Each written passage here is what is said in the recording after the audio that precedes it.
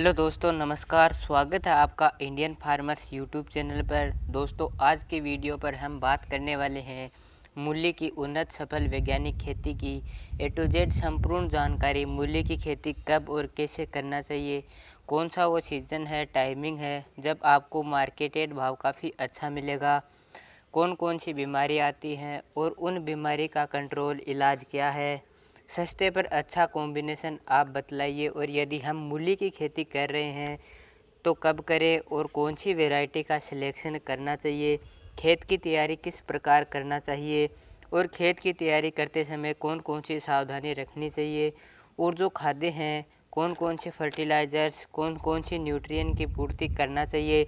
यदि हम गर्मियों के दिनों पर या ऑफ सीजन पर मूली की खेती कर रहे हैं, बीमारी आ रही है, तो कौन सी कीटनाशक दवाई बेहतर काम करने वाली है, क्योंकि बाज़ार में तो बहुत सारी दवाई उपलब्ध हैं, लेकिन अच्छा कॉम्बिनेशन आप बतलाइए जिससे मूल्य की क्रॉप ज़्यादा से ज़्यादा मार्केटिंग भाव अच्छा मिल पाए। तो लागत के ऊपर बात करने वाले हैं, बाज़ार भाव के ऊपर बात करने वाले हैं, उपज और लगभग इस वीडियो के माध्यम से आपको संपूर्ण जानकारी शेयर करने वाले हैं। तो बस आप वीडियो पर बने रहिए। आप देख रहे हैं इंडियन फार्मर्स यूट्यूब चैनल। मैं हूं आपका होस्ट एंड दोस्त अमन चौधरी।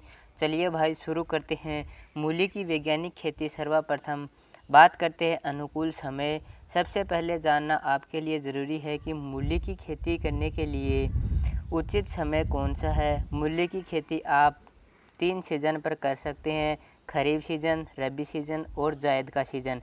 खरीफ सीज़न पर आप मई से लेकर अगस्त के मध्य आप बुआई कर सकते हैं, रबी पर सितंबर से लेकर दिसंबर के मध्य, और जायद के लिए जनवरी से लेकर अप्रैल के मध्य आप बुआई कर सकते हैं। क्योंकि अक्टूबर नवंबर पर आप मूली की बुआई करते हैं तो फसल भी बिना स्प्रे पर आ जाती है, लेकिन इतना अच्छा बाज़ार भाव देखने के लिए नहीं मिल पाता है। तो आप अगस्त महीने पर यदि मूली की खेती करते हैं तो भी बाज़ार भाव अच्छा मिलेगा। इसके अलावा अप्रैल महीने पर भी आप बुआई करते हैं तो भी आपको अच्छा रेट मिलने वाला है। बाकी आप मई से अगस्त, सितंबर से दिसंबर और जनवरी से अप्रैल के मध्य कभी भी खेती कर सकते हैं, लेकिन अगस्त महीना और अप्रैल महीने पर आप बुआई करते हैं तो काफ़ी अच्छा मार्केटिंग रेट देखने के लिए मिलता है। अगले विषय के ऊपर बात करते हैं उपयुक्त भूमि यानी सूटेबल सोयल। तो मूली की खेती के लिए काली मिट्टी, काली दोमट, रेतीली दोमट, पीली मिट्टी, मध्यम भूमि के साथ साथ भारी भूमि, उत्तम जल निकास का प्रबंध होना बहुत ही ज़रूरी है। और मिट्टी की पीएच वैल्यू 5.5 से लेकर 7.5 तक चल जाती है। यह जो पीएच वैल्यू है काफ़ी सूटेबल मानी जाती है। और जो आपकी भूमि है उसमें जल भराव ना हो, उत्तम जल निकास का प्रबंध होना बहुत ही ज़रूरी है। बाकी आप काली मिट्टी, काले दोमट भूमि पर भी आप उपयुक्त उत्पादन निकाल सकते हैं। मिनिमम जो टेम्परेचर है 15 से 16 डिग्री सेंटीग्रेड और अधिकतम 30 से 32 डिग्री सेंटीग्रेड का जो टेम्परेचर है काफ़ी अनुकूल माना जाता है। खेत की तैयारी यानी फार्म प्रिपरेशन। तो खेत की तैयारी कर मूली की क्रॉप के लिए किस प्रकार करना है, आइए समझते हैं। सर्वप्रथम मीडियम गहराई में चलने वाले जैसे कल्टीवेटर हैं या फिर तोता हल है से आपको पहली और दूसरी आपको क्लोविंग करानी है, जुताई कराना है, और अंतिम जुताई में पाटा लगाकर एकदम खेत को समतल करा लेना है, या फिर रोटोवेटर से भूमि को भुरभुरी करा लेना है। खेत में जल निकास की उत्तम व्यवस्था होनी चाहिए और खेत के चारों तरफ एकदम साफ सफाई होना बहुत ही ज़रूरी है। तो इस प्रकार आप खेत की तैयारी कर सकते हैं। और आप अंतिम जुताई के समय रोटावेटर चलवाते समय आप देसी खाद जैसे गोबर की खाद, मुर्गी की खाद या फिर केचुआ खाद का भी आप प्रयोग कर सकते हैं। इसके अलावा उन्नतशील किस्में जिनका उत्पादन काफ़ी अच्छा है और आप इन वैरायटी को भी लगा सकते हैं। सिजेंटा कंपनी की आयुवेरी वाहिट आती है। इसके अलावा माइको की माहिट 22 आती है। इसके अलावा रेडिस दुलारी F1 आती है। जिका जो पत्ता है, पालक है, यह वैरायटी यानी जो पत्ता एकदम चिकना होता है, एकदम सरफेस होता है। इसके अलावा पूसा हिमानी है, जापानी वाहिट जैसी वैरायटी का सिलेक्शन आप कर सकते हैं। और क्या इससे पहले अपने आपने मूली की खेती और की है, तो अधिकतम आपने प्रोडक्शन कितना निकाला है और कौन सी वैरायटी का आपने लगाया है। इन वैरायटी का भी आप चुनाव कर सकते हैं, सिलेक्शन कर सकते हैं। स्पेशल सिजेंटा कंपनी की आयुवरी वाहिट और माइको माही 22 काफ़ी फेमस वैरायटी है। अगले टॉपिक के ऊपर डिस्कशन करते हैं, प्रति एकड़ सीड्स। यदि आप 1 एकड़ पर मूली की खेती कर रहे हैं तो लगभग 1.5 किलोग्राम से लेकर 2 किलोग्राम के आसपास सीड्स की आवश्यकता पड़ती है। यदि आप डिस्टेंस कम और ज़्यादा करते हैं तो सीड्स की जो रिक्वायरमेंट है, आवश्यकता है, क्वांटिटी कम और ज़्यादा हो सकती है। तो आप 2 किलोग्राम प्रति 1 एकड़ की दर से यदि मूली की खेती करते हैं तो प्रोडक्शन काफ़ी अच्छा मिलने वाला है। बीज उपचार यानी सीड्स ट्रीटमेंट, तो हाइब्रिड बीज का यदि आपने सिलेक्शन किया है तो बीज उपचार करने की आवश्यकता नहीं है। यदि आप देसी घर का बीज लगा रहे हैं तो इसके लिए आप बीज उपचार करिए। इसके लिए आप कार्बेंडाजिम 12% प्लस मैनकोजेब 63% को प्रति 1 किलोग्राम बीज के हिसाब से आप 5 ग्राम की दर से बीज उपचार करके आप बुआई कर सकते हैं। बेसल डोज, मूली की खेती बेड विधि से ही करनी चाहिए और जो आप बेड के ऊपर खाद देंगे, बुआई के समय जो खाद देंगे उसे हम बेसल डोज कहते हैं। बेसल डोज के रूप में आप मूली की खेती रोप पर फॉस्फोरस और पोटाश युक्त खादों का ज़्यादा प्रयोग करें, क्योंकि यह कंद वर्गीय क्रॉप से तो DAP 30 kilogram, single super phosphate उर्वरक खाद पाउडर फार्म वाली 100 kilogram, muriate of potash MOP potash 35 kilogram. और यदि दीमक की जो समस्या आती है तो उसके लिए बायर कंपनी की रिजेंट GR 0.3% दानेदार इंसेक्टिसाइड आती है, 5 से 10 किलोग्राम। इन सभी को मिक्स करके आप बुआई के समय आप प्रति एकड़ की दर से प्रयोग करना चाहिए। बेड तैयार, तो मूली की क्रॉप पर वही आप परंपरागत तरीके से छिड़काव विधि से सीधी बुआई करते हैं, उससे इतना अच्छा कंदों का विकास, उतना अच्छा मूली का साइज़ नहीं आ पाता और मूली की लंबाई में चमक, शाइनिंग भी आए और काफ़ी अच्छी उपज प्राप्त हो। तो मूली की खेती बेड विधि से ही आपको करना चाहिए।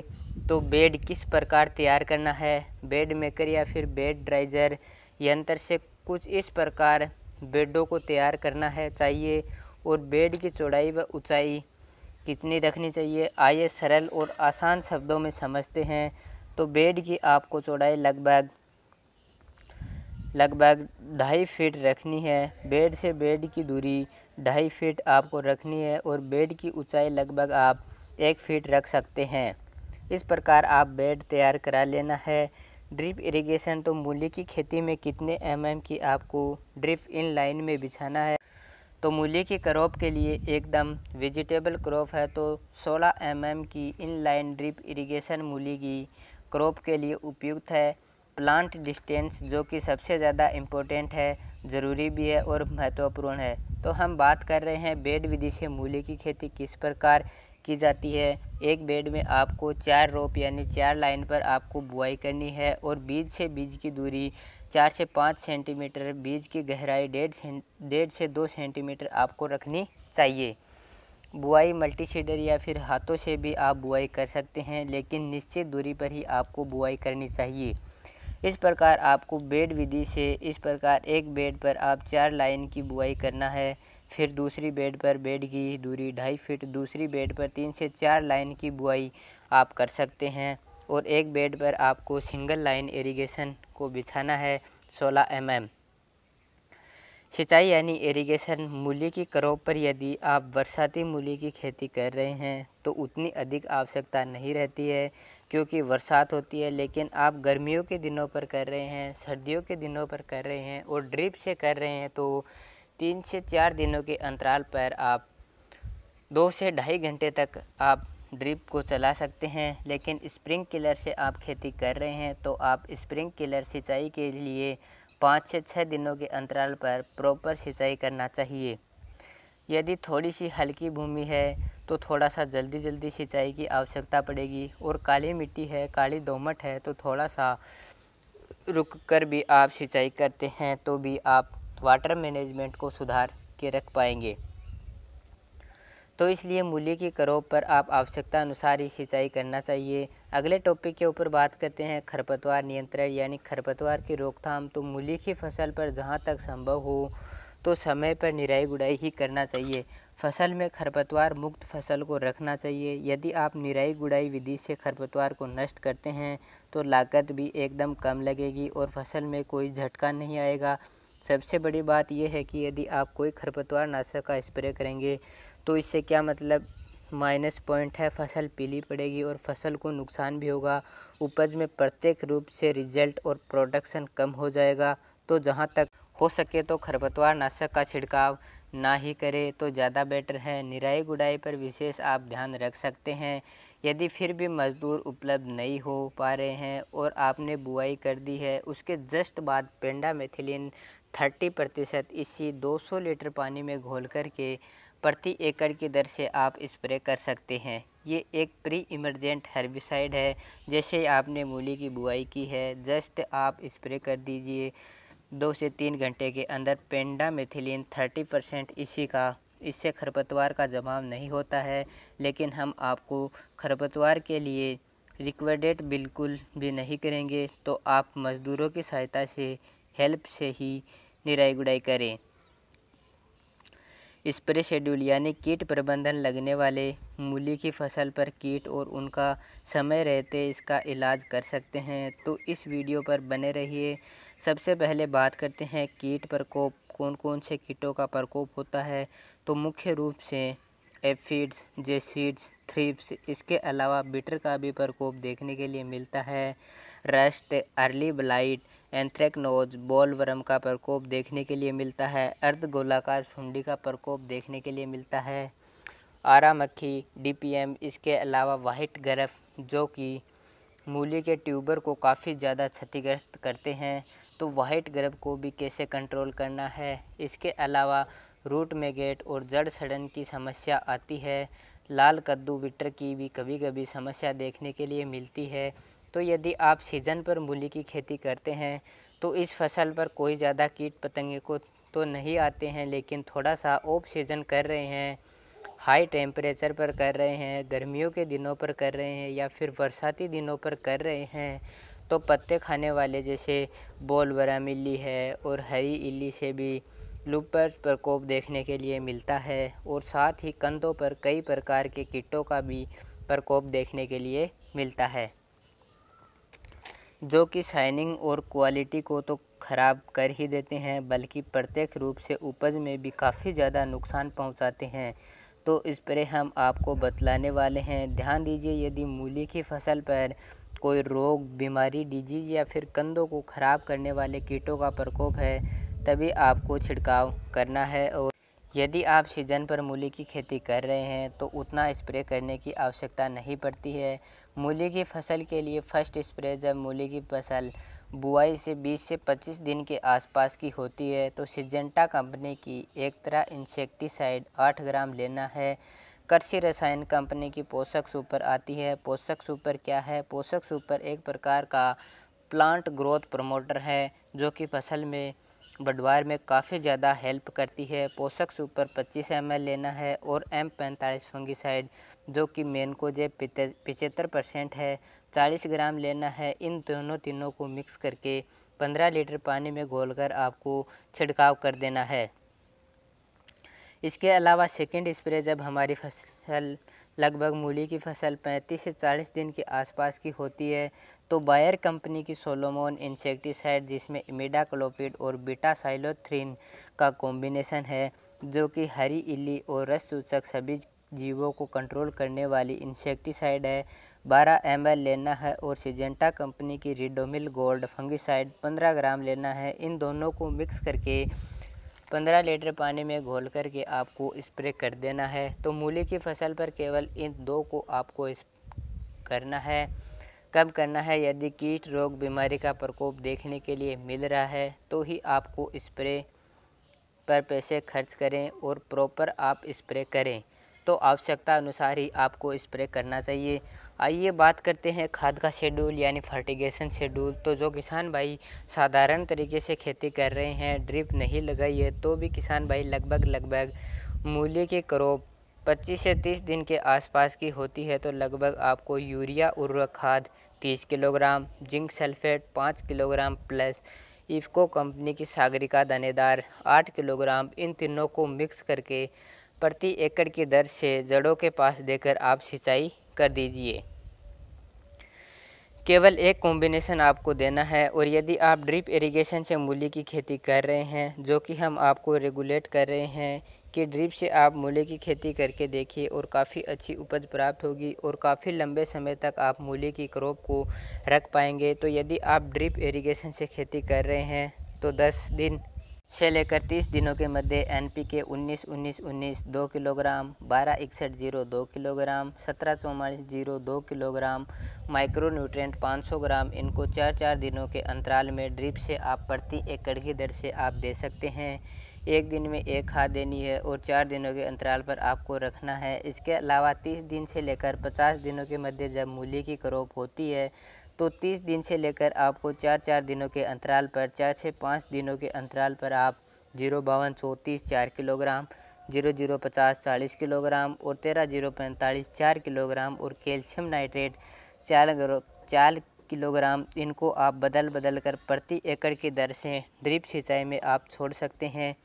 ये तो बात हो गई खाद शेड्यूल, यानी जो किसान भाई परंपरागत तरीके से या फिर साधारण तरीके से खेती करते हैं तो खाद किस प्रकार देनी है। और जो किसान भाई ड्रिप से खेती कर रहे हैं तो वे किसान भाई सुलेबल खादों का प्रयोग कर सकते हैं, जो कि हमने वीडियो के माध्यम से NPK घुलनशील खादों के बारे में जिक्र किया है।